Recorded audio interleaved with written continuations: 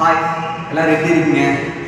எல்லோரும் வந்து காலையில் நல்லா நிம்மதியாக தூங்கி எந்திரிச்சிருப்பீங்க. எந்திரிக்கிறதுக்கு முன்னாடி வந்து உங்களுடைய உடம்பு வந்து ரொம்ப சோர்வாக இருந்திருக்கு.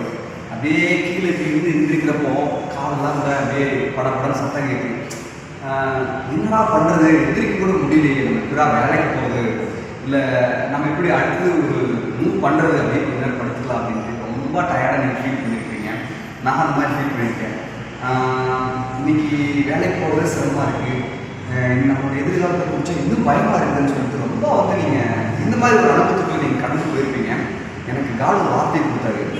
உங்களுடைய வசனம் என் கால்களுக்கு தீபமாக இருக்குதுன்னு சொன்னார்.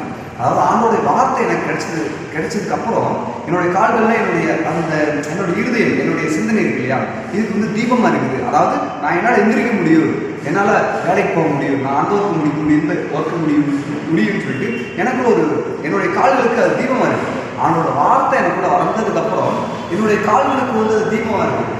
அதுக்கப்புறம் வந்து இன்னொரு விஷயத்தை நான் உங்கள்கிட்ட சொல்ல விரும்புகிறேன். என்ன விஷயம்னா, என்னோட எதிர்காலத்தை குறித்து இப்போ எந்திரிக்க முடியலையே, நான் என்னோட ஃபியூச்சரில் எப்படி முன்னேறதுன்னு சொல்லி எனக்குள்ள பயம் வர்றப்போ அடுத்த வார்த்தை சொல்லுது, என் பாதைன்னு எதிர்காலம் என் பாதைக்கு வெளிச்சமாக இருக்குன்னு சொல்லி.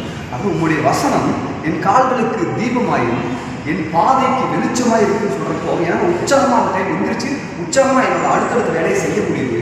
என்னோட எதிர்காலத்தை குறித்து நான் பயம் இல்லாமல் இருக்க முடியும். இந்த வார்த்தை கேட்டுருக்கிறப்ப நீங்கள் வந்து இந்த மாதிரி நிலைமையில் இருந்திருக்கீங்கன்னு கமெண்ட்டில் ஷேர் பண்ணுங்க.